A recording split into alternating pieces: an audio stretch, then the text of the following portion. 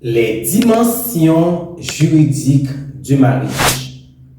Leçon 9.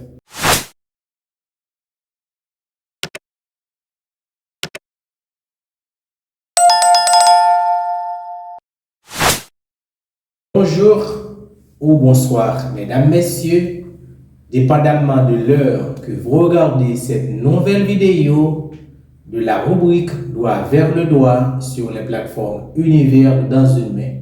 C'est toujours votre serviteur, Sémius. Les dimensions juridiques du mariage. Le mariage est une institution fondamentale dans presque toutes les sociétés. Plus qu'une simple union entre deux individus, c'est un acte juridique entouré de formalités et de contraintes légales précises. Dans cette leçon de la rubrique Doigt vers le doigt sur les plateformes Univers dans une main, nous explorons les aspects juridiques du mariage, ses empêchements, les formalités nécessaires et les questions complexes qui peuvent en découler. Quelle est la définition et la nature du mariage? Le mariage est défini comme l'union de deux personnes de sexe différents réalisée avec solennité. Cela signifie que cette union doit respecter les formalités strictes établies par la loi, telles que l'intervention d'un officier d'état civil ou d'un ministre de culte, l'enregistrement légal de l'acte du mariage. Le mariage a aussi des empêchements. Quels sont les empêchements du mariage? Un empêchement au mariage désigne tout obstacle juridique qui rend l'union invalide ou interdite. Ces empêchements peuvent être absolus, c'est-à-dire valables pour toute personne, ou relatifs, c'est-à-dire valables dans certaines conditions. Les empêchements au mariage se regroupent ainsi: l'insanité d'esprit, l'impuberté, le lien parenté et d'alliance, un mariage non dissous. Prenons l'insanité d'esprit. Les personnes atteintes de troubles mentaux graves ne peuvent se marier valablement. Cet empêchement est absolu et sans possibilité de dispense.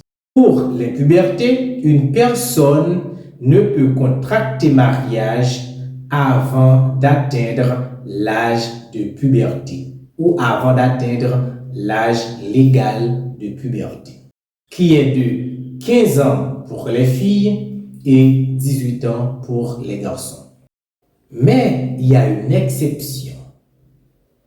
Si une fille prouve biologiquement sa puberté, par exemple par une grossesse, une dispense spéciale peut lui être accordée par le président de la République via le ministre de la Justice.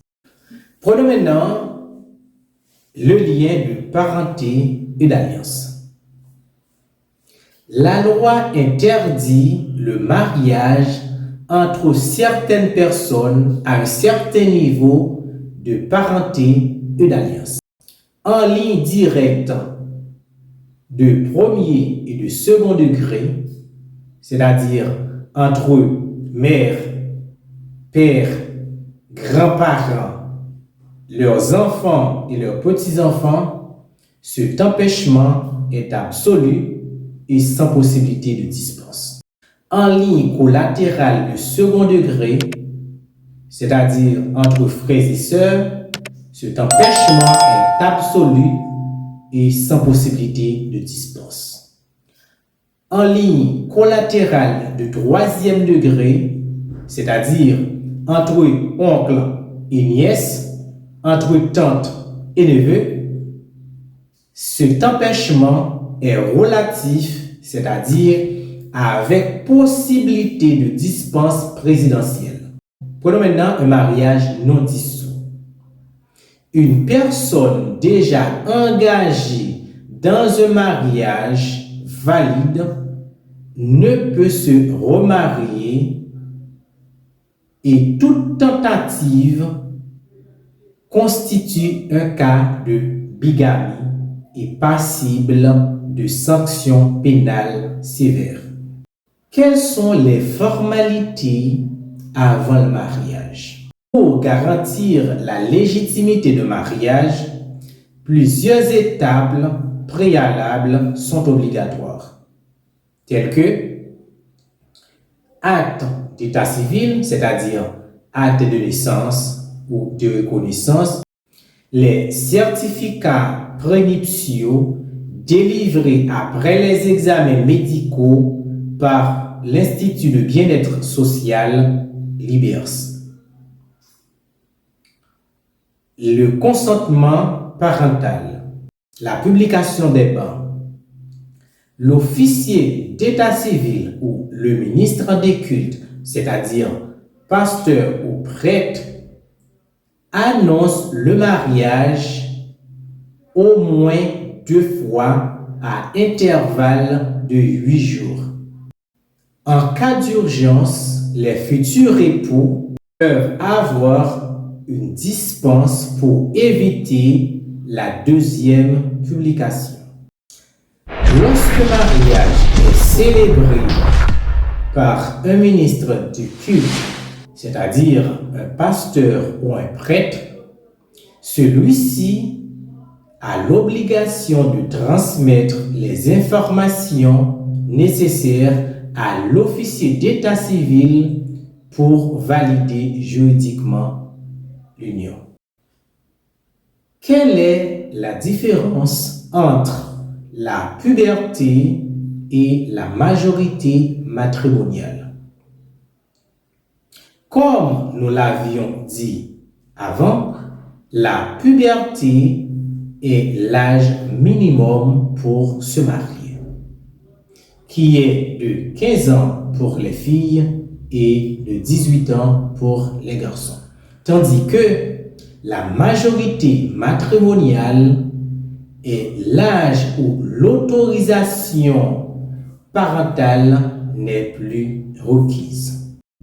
Entre ces deux âges, l'autorisation parentale est obligatoire. À défaut, le conseil familial peut intervenir.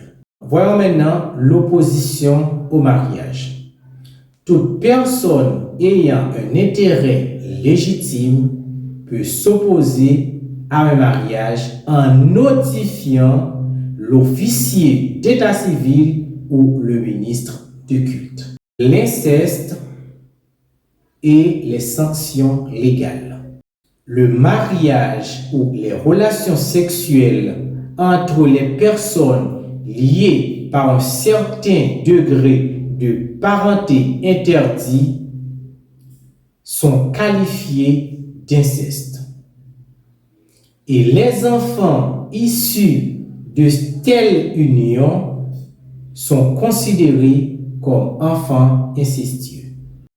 Les mariages bigames et incestueux sont annulés et exposent les parties à des sanctions pénales graves. Comme d'habitude, je vous laisse toujours des questions afin de mieux vous approfondir.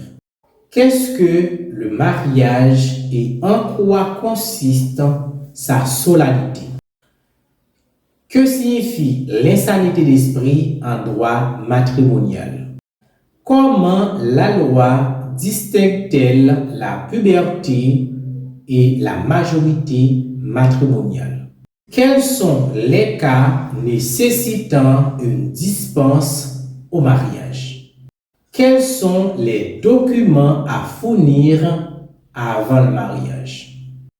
Le mariage n'est pas seulement une union symbolique ou affective, mais également un acte juridique rigoureusement encadrées par la loi. Les règles et les formalités qui les régissent visent à protéger les droits des époux, prévenir les unions illégitimes et garantir l'équilibre social. Comprendre les aspects juridiques du mariage est indispensable pour éviter les situations problématiques et garantir la validité de cette union. Pour approfondir vos connaissances sur le mariage et d'autres thèmes juridiques, suivez régulièrement la rubrique Droit vers le droit sur les plateformes Univers dans une main. Soyez informés pour mieux agir.